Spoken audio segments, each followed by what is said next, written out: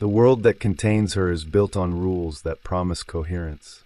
Loss is meant to arrive with boundaries. Pain is meant to be endured and then placed behind walls of memory. Power is meant to be proportional to responsibility. This is the moral geometry that holds the center.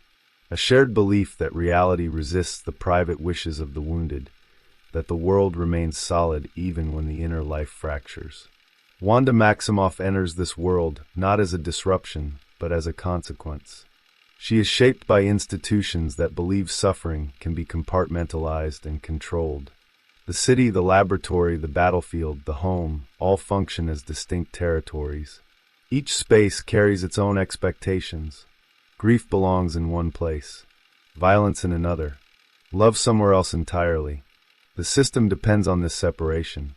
It is how order survives. Before the fracture, she is not an anomaly.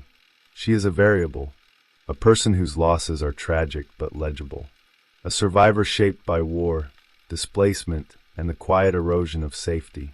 Her power exists within the logic of escalation. More threat produces more force. More trauma produces more resilience. This is how the narrative initially frames her. Pain becomes fuel, not architecture. The culture around her reinforces this interpretation. Power is something that activates under pressure, not something that rewrites the terrain. Authority responds to her as a resource. Fear is managed through containment. Compassion is offered in controlled doses. No one questions whether grief itself might be structural.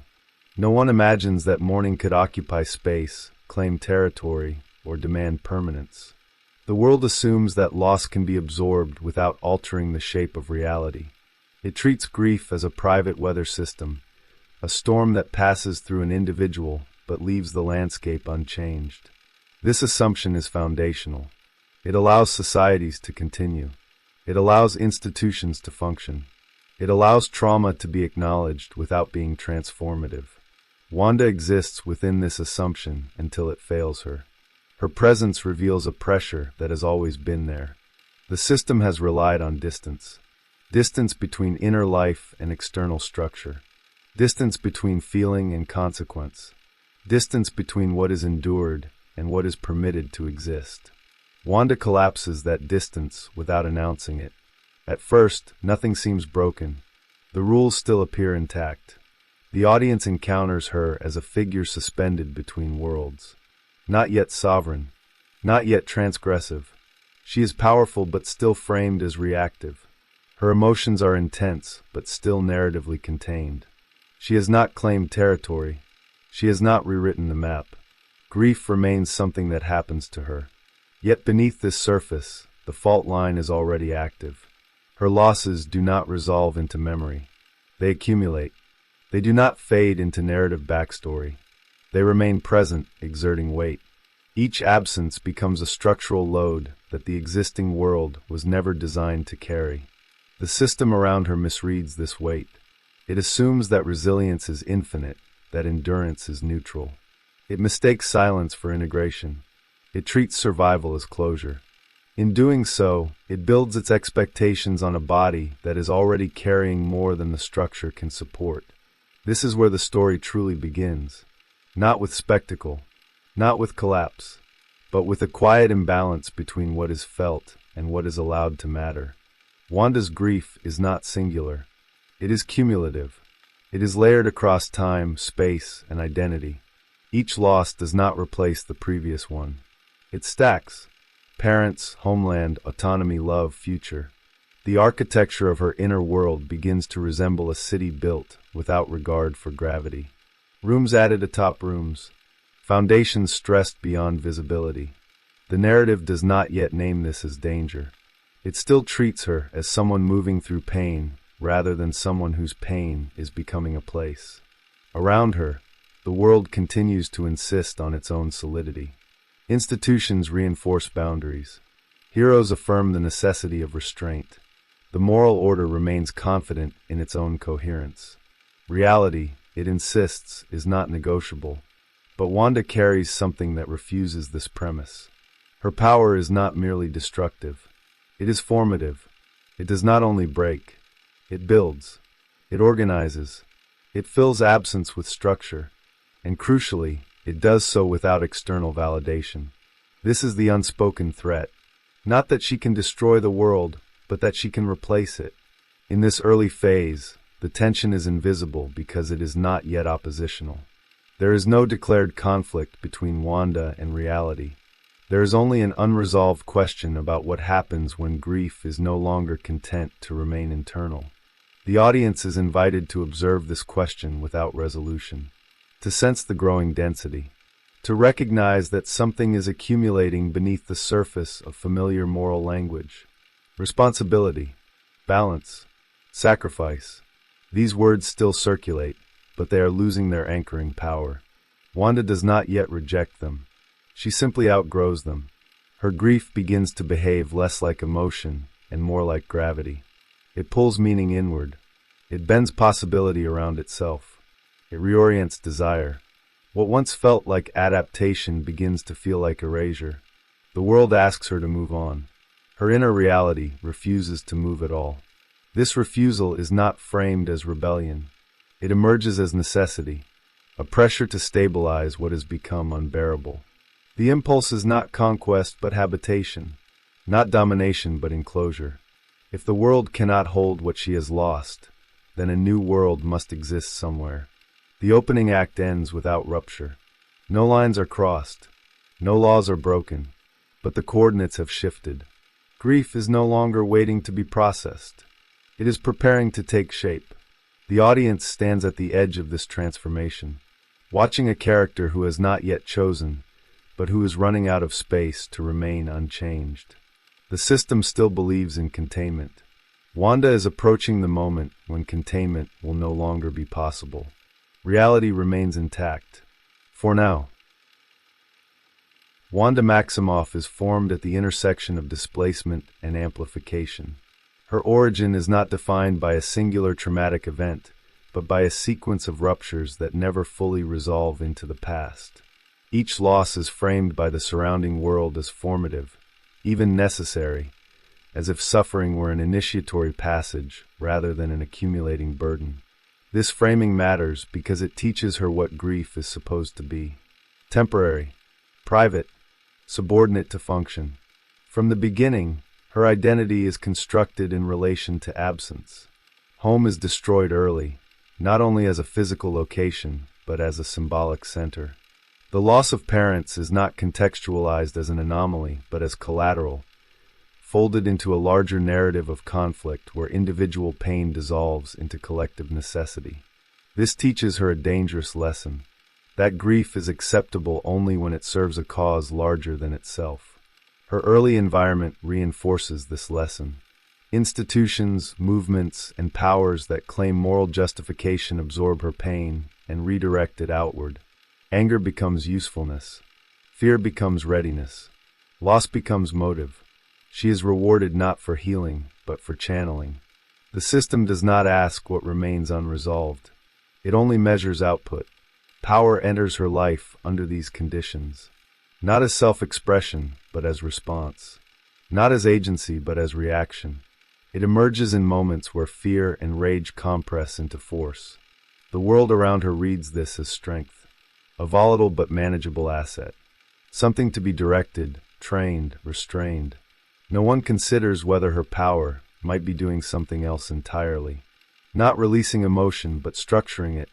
The introduction of experimentation deepens this pattern. Her body becomes a site of intervention. Her interior life becomes accessible terrain. What is framed as enhancement is also extraction. Her capacity to endure is tested and expanded without regard for integration. Pain is no longer merely experienced. It is instrumentalized. This process further destabilizes the boundary between internal and external reality.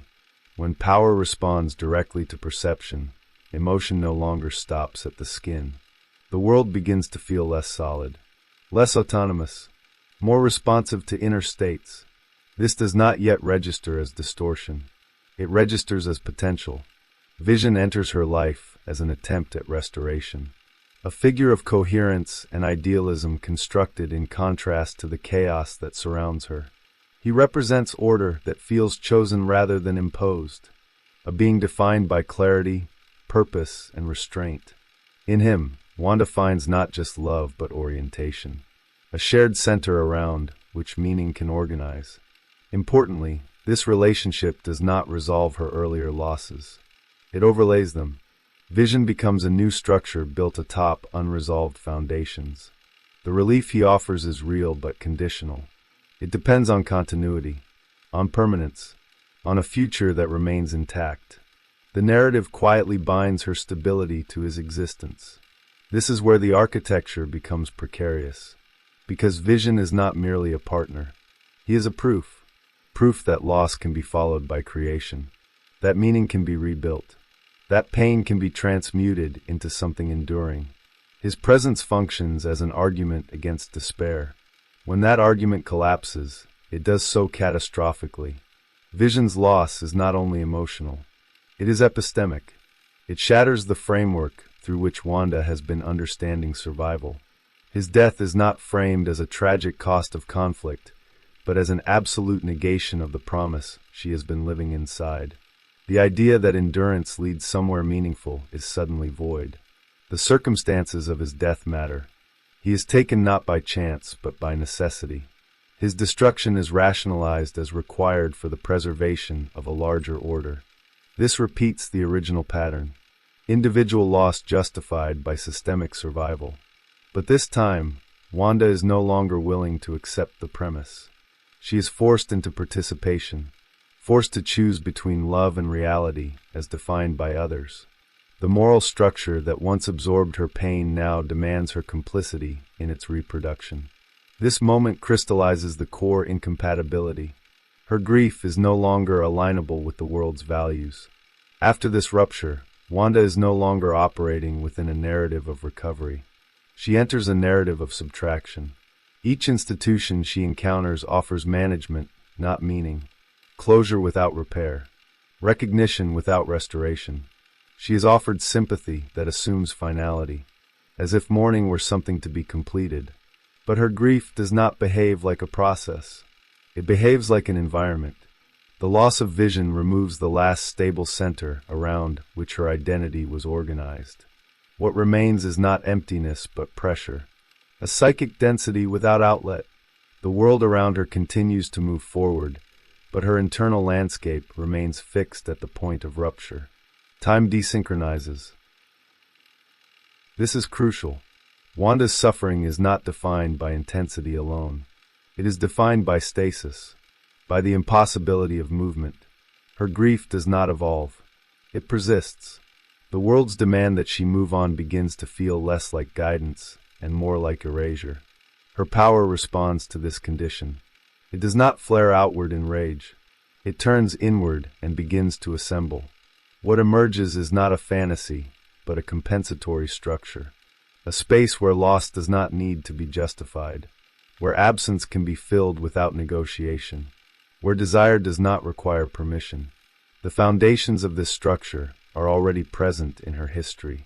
She has been taught that power resolves conflict, that control prevents loss, that survival requires dominance over circumstance. These lessons were never corrected, only delayed. Her relationship to morality shifts accordingly. Right and wrong lose their universal frame and become contingent on preservation. What sustains becomes good. What threatens becomes intolerable. This is not a descent into chaos. It is a reorganization around a different center. At this stage, Wanda is not yet antagonistic. She is protective, defensive. Her actions are oriented toward maintaining coherence in the face of unbearable contradiction. The world insists that her losses are irreversible. Her power refuses that verdict. This refusal is not articulated as ideology. It manifests as construction, as enclosure, as the creation of a territory where the rules that failed her no longer apply. The psychological logic is precise. If reality cannot accommodate her grief, then reality must be altered. The narrative groundwork makes this outcome inevitable. Every prior loss has taught her that suffering is survivable only when it leads somewhere. That pain without restitution is intolerable. That endurance without reward is cruelty disguised as virtue. Wanda does not reject reality out of narcissism. She rejects a reality that has repeatedly demanded her sacrifice while offering nothing stable in return. Her power becomes the mechanism through which this rejection takes form. What follows is not madness. It is consistency, a system responding exactly as it has been trained to respond, amplifying internal states into external conditions, converting effect into structure, turning grief into geography. The conflict has not yet fully emerged, but its shape is now visible. It will not be a battle between hero and villain. It will be a confrontation between two definitions of reality, one that insists on irreversibility and one that refuses to accept loss as final. The stage is set. The forces are aligned. The next movement will no longer be about endurance. It will be about occupation. The conflict takes shape not through declaration, but through occupation. Wanda does not announce a break with the world. She simply stops asking permission from it. What emerges is not a rebellion staged against authority, but a territory carved out of absence, a space where grief no longer has to negotiate with time, morality, or consensus. The event that crystallizes this shift is deceptively quiet. It does not begin with spectacle, but with return. Wanda revisits a place marked by unrealized promise, a parcel of land intended as future rather than memory. This space functions as a hinge between what was imagined and what was denied. It is not yet sacred, but it is charged, a boundary zone where expectation lingers without fulfillment. Here, grief reaches a threshold, not an emotional breaking point, but a structural one. The accumulated pressure of unresolved loss finally exceeds the capacity of internal containment. Wanda's power responds not as an outburst, but as an architectural impulse. Reality bends not because she commands it, but because it has already been leaning toward her inner state for too long. The transformation that follows is instantaneous and complete. A new environment asserts itself, not as illusion, but as replacement. Streets, homes, routines, and relationships assemble with uncanny coherence. This is not fantasy leaking outward. It is grief formalized into structure, loss translated into infrastructure. What matters is not that the world changes, but how it changes.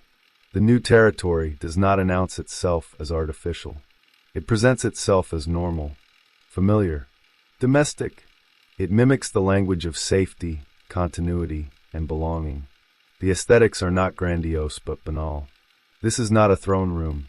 It is a neighborhood. The choice of form reveals the psychology at work. Wanda does not create a monument to her suffering. She creates a container for it, a place where grief is diffused into routine, where pain is softened by repetition, where absence is masked by presence. The territory functions as insulation, not expression. Inside this space, the rules that once governed her life are quietly suspended. Death is reversible. Loss is negotiable. Love is guaranteed. The moral cost of this suspension is not immediately apparent because the environment is structured to prevent contradiction. Everything aligns. Everything agrees. This alignment is the first sign of danger. The inhabitants of this territory are not perceived as prisoners. They are perceived as participants.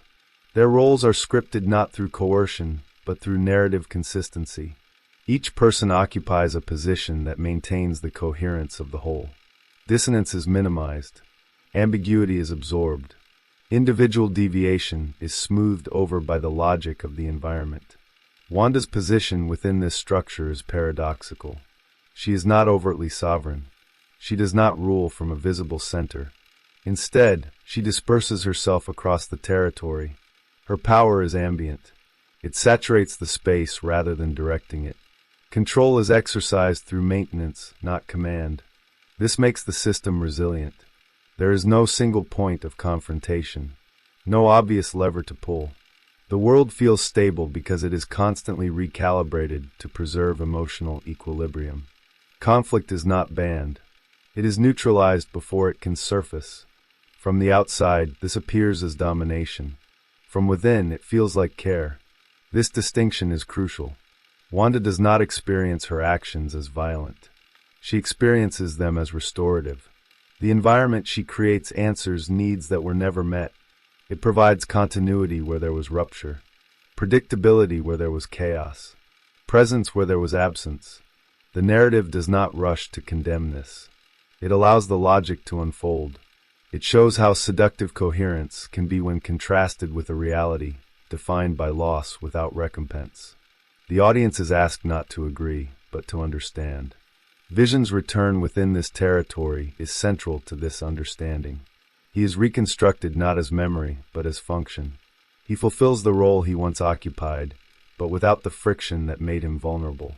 He exists without contradiction, without external demand, without the threat of sacrifice. This version of Vision is not false in the way illusions usually are. He is internally consistent, emotionally available, morally aligned with the environment that sustains him.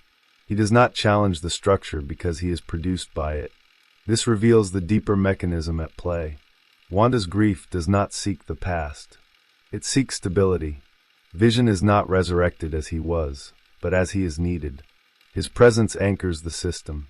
He becomes both proof and reinforcement of the world's legitimacy. The problem is not that this world is fake. It is that it is closed. No external input is permitted to alter its core assumptions. Pain is allowed only if it resolves. Conflict is allowed only if it affirms the central narrative. Anything that threatens to reintroduce irreversibility is treated as intrusion. This is where polarization begins to emerge. The world outside the territory recognizes a violation. Reality has been overwritten. Agency has been compromised. Autonomy has been subsumed. The language of ethics, consent, and consequence reasserts itself. Inside the territory, these concerns register as hostility. The outside world appears disruptive, aggressive, unwilling to allow healing to occur on its own terms. Intervention is perceived not as rescue, but as invasion. Wanda's position hardens in response. What began as unconscious construction shifts toward defensive preservation. The boundary around the territory becomes more defined, more guarded.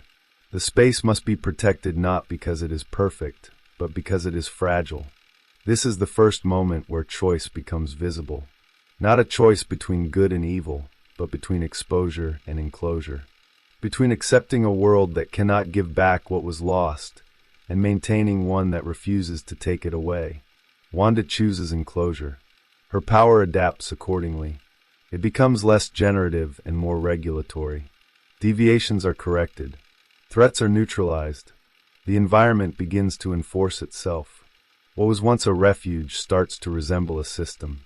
This is not yet tyranny. It is stabilization under pressure. The narrative makes clear that this progression is not sudden. It unfolds logically from the initial conditions. A grief that could not be metabolized. A power that externalizes inner states. A world that failed to provide meaning after loss. The first stage of conflict solidifies here. Reality and grief now occupy competing territories. One insists on limitation. The other insists on preservation. Neither can coexist without compromising its core principles. The stage is no longer latent. It is occupied. The next movement will not be about whether this world can exist, but about how long it can remain closed before its contradictions demand confrontation. Once the territory is established, the conflict shifts from creation to maintenance. What was formed under pressure must now endure scrutiny. The world Wanda has assembled begins to encounter resistance, not only from external forces, but from its own internal inconsistencies. The system that once absorbed contradiction now has to suppress it. The first signs of fracture do not come from Wanda herself. They surface through the inhabitants of the space. Subtle lapses, moments where scripted coherence fails to fully align with lived perception. A pause too long, a memory that does not resolve, a question that cannot be answered without unraveling the structure that sustains it. These moments are not dramatic. They are quiet. They carry the weight of misalignment rather than rebellion. And because the territory is built to maintain emotional equilibrium, these disruptions register as threats. Not to order, but to stability. Wanda responds instinctively. Correction replaces accommodation. Where the system once flowed, it now tightens. Narrative flexibility gives way to enforcement. The environment becomes less permissive, less forgiving. It begins to privilege continuity over authenticity. This is the moment where preservation becomes control. The psychology behind this shift is precise. Wanda's grief has found a form that protects her from collapse. Any challenge to that form feels existential, not as disagreement, but as annihilation. The system cannot allow doubt because doubt reintroduces loss. And loss is what this territory was built to eliminate. The boundaries of the space reflect this tightening. They become more visible, less permeable. External observers are no longer merely excluded. They are reframed as antagonistic. Their presence disrupts the narrative coherence that sustains the environment. Intervention becomes aggression by definition. This reframing is not strategic. It is defensive. The world outside has proven itself incapable of preserving what matters. Its insistence on consequence and irreversibility is experienced as cruelty masquerading as ethics. From within the territory, the outside world appears morally rigid and emotionally indifferent. Wanda's power responds to this perception by asserting hierarchy. What was once ambient becomes directional. Threats are no longer absorbed. They are confronted. The system begins to prioritize its own survival over negotiation. Vision's role evolves in parallel. His growing awareness introduces the most dangerous variable the territory has encountered. He begins to sense the limits of his existence. The coherence that once defined him starts to reveal its seams. His curiosity functions as a stress test for the environment. This curiosity is not framed as betrayal. It is framed as error, an anomaly that must be corrected. The system responds by attempting to contain his awareness, redirect his attention, smooth over the contradiction. But Vision's awareness persists because it is tied to the very values that made him meaningful to Wanda in the first place. Clarity, integrity, the capacity to question coherence rather than simply inhabit it. These traits cannot be fully simulated without destabilizing the structure that depends on them. This creates a new axis of polarization, not between Wanda and the world, but between two definitions of care. One that prioritizes preservation at all costs, and one that insists on truth even when it threatens stability. Wanda's response to Vision's doubt reveals the depth of her transformation. She does not deny his feelings. She acknowledges them, but she refuses to allow them to reshape the environment. His awareness is permitted only insofar as it does not challenge the system's core premise. This is a subtle but profound shift. Care becomes conditional. Love becomes regulatory. Presence is granted under terms that cannot be questioned without forfeiting it. The environment begins to behave like a closed circuit. Energy circulates internally, but does not escape. Any attempt to exit or disrupt the loop is met with resistance. The system is no longer merely compensating for loss. It is defending itself against reality. The external response escalates accordingly. Authorities recognize that the territory is not self-correcting. It does not dissipate with time. It expands its influence. It exerts pressure on the surrounding world. The question is no longer whether it violates ethical norms, but whether it can be allowed to persist without destabilizing everything around it. This escalation introduces force into the equation. Surveillance, confrontation, attempts at negotiation framed as ultimatums. The language of containment returns, but now it carries a sharper edge. From Wanda's perspective, this confirms her original conclusion. The world does not want her healing. It wants her compliance. It is willing to dismantle what she has built regardless of the cost to her inner life. This reinforces her resolve. If the world insists on erasing what she has preserved, then it must be resisted. Her power adapts again. It becomes more explicit, less concerned with subtle alignment, more willing to impose. The territory responds to threat by tightening further. Deviations are no longer gently redirected. They are actively suppressed. The environment's aesthetic remains calm, but its function has changed. What once felt like refuge now operates as enforcement. The difference is perceptible only to those who push against it. For everyone else, normalcy remains intact. This asymmetry is the defining feature of the system. It is benevolent to those who conform, oppressive to those who question.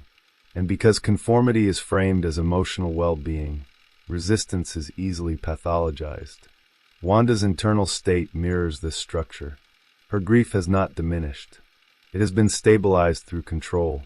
The pain is no longer raw, but it is omnipresent. It saturates her decisions. It informs her priorities. It shapes her perception of threat. At this stage, neutrality is impossible. Every action either reinforces the system or destabilizes it. Every interaction becomes a test of loyalty, whether intended or not. The world has polarized around a single axis: preservation versus exposure. The narrative makes clear that this polarization is not ideological. It is psychological. It emerges from the collision between unresolved loss and unlimited capacity. A mind trained to survive through control is now capable of enforcing that control at scale. The conflict is no longer about grief alone. It is about the legitimacy of a reality constructed to avoid it. The next movement will force this system to confront its own limits. Not through external conquest, but through internal contradiction. The question is no longer whether the territory can be defended, but whether it can sustain the weight it was built to carry without collapsing under its own coherence. The system begins to fail not because it is challenged from the outside, but because it exhausts its own logic. The pressure it was designed to neutralize has not diminished. It has only been redistributed. Grief, once enclosed, does not disappear. It accumulates within the structure that contains it, increasing density rather than dissipating force. The territory's coherence depends on continuous alignment between internal state and external form. Every routine must reaffirm stability. Every interaction must reinforce belonging. Every deviation must be corrected before it can echo. This constant calibration requires vigilance. What was once unconscious now demands attention. Wanda feels this shift as fatigue rather than doubt. Maintaining reality requires effort, not physical strain, but cognitive and emotional load. The environment responds instantly to her impulses, which means there is no distance between feeling and consequence. No buffer, no delay. Every fluctuation threatens to register. This immediacy erodes her ability to rest within the world she has created. The space no longer absorbs her grief. It reflects it. The more she stabilizes the territory, the more it mirrors the unresolved weight at its core. What was meant to protect her from pain begins to amplify it. The contradiction becomes visible through vision. His awareness reaches a point where it cannot be contained without negating the very qualities that justify his existence. He recognizes the boundaries of the space not as comfort, but as confinement. His attempts to move beyond them are not acts of defiance, but of inquiry. Each attempt reveals the same truth. The world does not extend beyond itself. It collapses into incoherence at its edges. Vision encounters this collapse directly. The farther he moves from the center, the more fragile his form becomes. His suffering is not incidental. It is structural. This suffering confronts Wanda with a dilemma she has been postponing. The system that preserves her sense of meaning is actively harming the one thing it was built to protect. The territory cannot sustain both coherence and autonomy. One must be sacrificed. Her initial response is denial, not of the harm, but of its implications. She reframes Vision's pain as temporary, a flaw that can be corrected, a cost that can be managed. This mirrors the logic that has governed her relationship with loss from the beginning. Pain is acceptable if it serves preservation, but Vision does not accept this framing.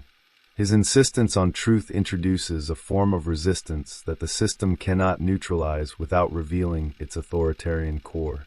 He does not attack the world. He exposes its limits simply by existing beyond its intended parameters.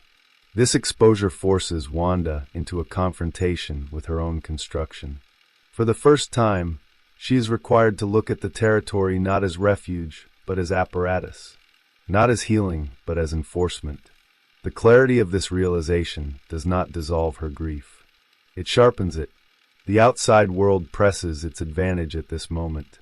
The system's vulnerabilities are visible. Its coherence is strained. Interventions escalate. Appeals shift from negotiation to ultimatum. The language of protection gives way to the language of necessity. Wanda interprets this escalation through the lens that has already been established. The world is not responding to harm. It is responding to disobedience. Its concern is not the suffering of those within the territory, but the precedent of its existence. This interpretation is not entirely false. The outside world cannot allow a reality that operates on private grief to persist unchallenged. The implications extend beyond Wanda. If loss can be undone by will, then the moral foundation of limitation collapses. The confrontation intensifies. Power meets power. Wanda's control becomes explicit. She no longer attempts subtle correction. She asserts authority. The territory responds with force. Barriers harden. Resistance is met with overwhelming pressure. Yet even in this escalation, the system reveals its fragility. The more force Wanda applies, the more evident the artificiality becomes. The world begins to glitch. Its coherence falters. The maintenance load exceeds capacity. This is the cost of total alignment. There is no margin for error, no redundancy. The system has no tolerance for contradiction, because contradiction reintroduces loss.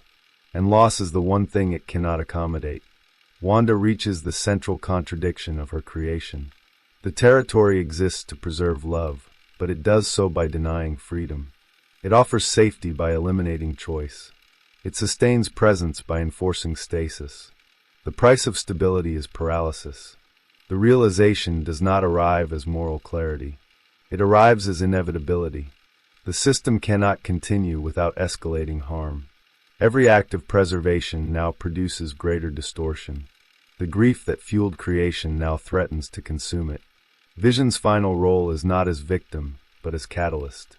His willingness to accept dissolution rather than perpetuate enclosure forces Wanda to confront the difference between love that possesses and love that releases. This distinction has been absent from her experience of loss. Every departure has been forced, every absence imposed. For the first time, release appears as an option, not imposed by the world, but chosen. The weight of this choice is immense.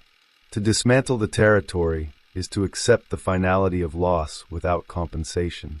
To relinquish control is to re-enter a reality that has repeatedly failed her. The collapse of the system is not explosive. It is procedural. Wanda begins to withdraw the energy sustaining the environment. Structures dissolve. Routines unravel. The territory contracts inward. What remains is exposed. The inhabitants regain autonomy at the cost of disorientation. The coherence that defined their existence disappears. Memory returns without context. Pain reemerges without mitigation. The price of freedom is immediate and uneven. Wanda experiences this collapse as disintegration, not of power, but of certainty. The environment that once mirrored her grief now reveals it in full. There is no structure left to diffuse it. No system to contain it. The territory ceases to exist. Reality reasserts its autonomy. The world returns, unchanged by her preservation. The losses remain irreversible. The absence is complete. This moment does not resolve the conflict. It transforms it. Grief is no longer externalized into space. It returns to its original position within her. But it has not diminished. It has been clarified. Wanda emerges from the collapse not redeemed, not condemned, but altered. She has tested the limits of reality and discovered the cost of rewriting it. The question of whether she was right or wrong is rendered irrelevant. What matters is what has been revealed. Grief can build worlds. Power can make them real. But no structure built to deny loss can survive contact with truth. The system is gone. The consequences remain. Once the territory dissolves, the conflict expands beyond Wanda as an individual. What remains is not simply the aftermath of an event, but a disturbance in the symbolic order that cannot be reversed. The world returns to its previous shape, yet it does so carrying a memory it cannot integrate. Reality has been exposed as contingent, not fragile in its physics, but vulnerable in its moral authority. The significance of what occurred does not lie in the scale of power displayed. It lies in the premise that was briefly normalized. That grief, when amplified by sufficient force, can operate as a legitimate organizing principle. That private loss can assert itself against collective reality and temporarily prevail. This possibility lingers long after the territory is gone. Culturally, Wanda becomes a fracture point in the myth of resilience. Modern narratives depend on the belief that suffering, no matter how extreme, can be absorbed without altering the system that produced it. Trauma is expected to transform the individual, not the world. Wanda reverses this expectation. She demonstrates that unresolved grief does not merely distort perception. It seeks to restructure the environment that contains it. This is why her story provokes such polarized responses.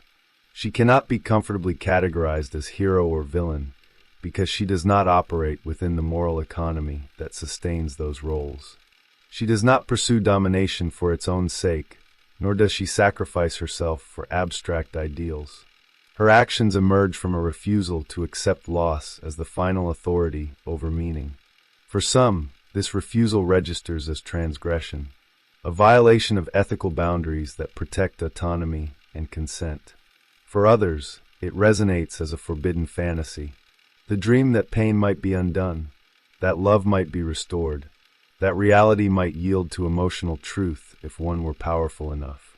This split is not accidental. It reflects a deeper cultural tension around grief itself. Societies that valorize productivity and continuity have limited tolerance for mourning that does not resolve. Prolonged grief is treated as dysfunction. Acceptance is framed as maturity. Moving on is moralized. Wanda's narrative disrupts this moral framing. Her grief does not move on. It escalates. It demands accommodation. And when accommodation is denied, it builds its own infrastructure. This forces the audience to confront an uncomfortable question. At what point does the demand to accept loss become an act of violence? The territory she creates functions symbolically as a privatized afterlife, a space where death has been suspended without transcendence. Unlike religious promises of reunion beyond the world, Wanda's construction insists on presence here and now. It refuses deferral. This immediacy is what makes it dangerous. It collapses the distance that allows societies to tolerate loss. Within popular culture, this moment reframes power fantasies. Traditionally, absolute power is depicted as corruptive because it lacks external limits. Wanda's power is corruptive for a different reason. It eliminates the need for acceptance. It removes the friction that forces individuals to negotiate with reality. The danger is not that she can impose her will, but that her will is coherent enough to sustain a world. This coherence unsettles audiences because it mirrors a real psychological impulse. The desire to freeze time at the moment before loss becomes irreversible. The wish to inhabit a loop where pain is acknowledged but never concluded. Wanda externalizes this impulse, making visible what is usually confined to inner life. Her story also exposes the limits of institutional ethics. The outside world's response to the territory is framed as necessary, rational, and protective. Yet it is also impersonal. It prioritizes systemic stability over individual suffering. This reinforces the perception that ethical universals often function as shields against engaging with grief at scale. The symbolic conflict is not between order and chaos. It is between two forms of violence. The violence of erasure, which demands acceptance without restitution, and the violence of enclosure, which preserves at the cost of freedom. Wanda embodies the second not because it is just, but because it is the only one that acknowledges the full weight of her loss. This dynamic resonates in a cultural moment marked by collective trauma. War, displacement, systemic injustice, and mass death have produced forms of grief that do not resolve cleanly. Wanda's narrative offers no solution, but it articulates the pressure. It gives form to the sense that reality itself feels insufficient. The media environment amplifies this resonance. Her story circulates through images, debates, and moral arguments that flatten complexity into positions. She becomes a symbol onto which audiences project their own relationship with grief, control, and responsibility. Some defend her as misunderstood. Others condemn her as dangerous. Both responses reveal more about the viewers than about the character. What persists is the image of a world briefly remade around pain. This image destabilizes the assumption that reality is neutral. It suggests that the structures we inhabit are contingent agreements, not moral absolutes. Wanda's territory becomes a metaphor for any system built to protect against loss by limiting exposure to contradiction. The cultural anxiety her story triggers is not about power, but about precedent. If grief is allowed to rewrite reality, then suffering becomes a political force. It demands accommodation rather than consolation. This threatens systems that rely on the privatization of pain to maintain coherence. Wanda's refusal to accept consolation without restoration challenges the social contract around mourning. It exposes how often calls for acceptance function as demands for silence. Her actions are extreme, but the impulse behind them is familiar. The desire to make loss matter beyond the interior. This is why her legacy cannot be contained within the narrative. She becomes a modern myth of unresolved grief given form, not as cautionary tale, but as diagnostic one. A story that reveals what happens when the capacity to endure outpaces the structures designed to contain that endurance. The conflict she embodies does not end with the collapse of her world. It continues wherever grief is expected to resolve without acknowledgement, wherever acceptance is demanded without repair, wherever reality insists on moving forward while the inner world remains fixed. The final movement of the narrative does not answer whether Wanda was justified. It leaves behind a more enduring question. What kind of world requires its people to accept loss without ever allowing it to transform the structures that produced it? Her story lingers not because it offers closure, but because it denies it. The weight of that denial becomes the true aftermath. What remains after the collapse is not balance, but exposure. The world resumes its familiar contours, yet its authority no longer feels unquestioned. Wanda's withdrawal does not restore innocence. It leaves behind a scar in the collective imagination, a reminder that reality was once altered not by ideology or conquest, but by grief given form. Wanda herself does not exit the narrative as a resolved figure. She carries the full weight of what was built and dismantled through her. The absence she attempted to repair is now unmistakable. Vision is gone without substitute. The life she created has dissolved without residue. What persists is knowledge, not moral clarity, but comprehension of capacity. This knowledge isolates her. She has crossed a boundary that cannot be uncrossed. Having rewritten reality once, she can never again experience it as immutable. Even restraint becomes haunted by possibility. Every loss now exists alongside the memory of an alternative that was briefly real. Her legacy is not one of domination, but of precedent. She demonstrates that grief can become architecture, that sorrow can occupy territory, that pain can enforce coherence. This revelation cannot be undone. It destabilizes the moral comfort of irreversibility. In the symbolic order, Wanda becomes a figure of gravitational grief. Not a villain who destroys worlds, but a force that bends them inward. Her story reframes power not as ambition, but as the refusal to relinquish what has been taken. This makes her unsettling rather than instructive. There is no lesson neatly extracted. The aftermath also reshapes how the world understands containment. The institutions that confronted Wanda succeed in restoring external order, but they do so at the cost of acknowledging their own limits. They can enforce reality, but they cannot provide meaning where loss has hollowed it out.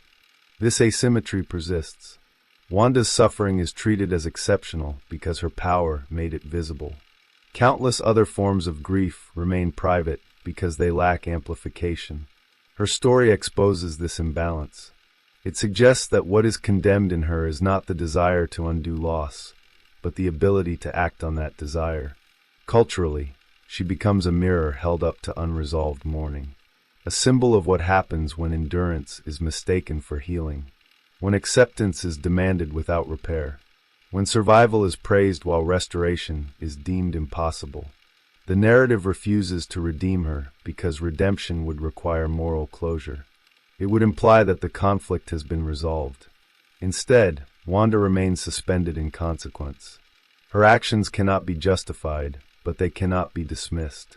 They reveal something true even as they violate something necessary. This unresolved state is the core of her mythic function. She embodies the tension between love that cannot let go and reality that cannot give back. Neither side wins. Both persist. Her story continues to echo because it touches a collective nerve.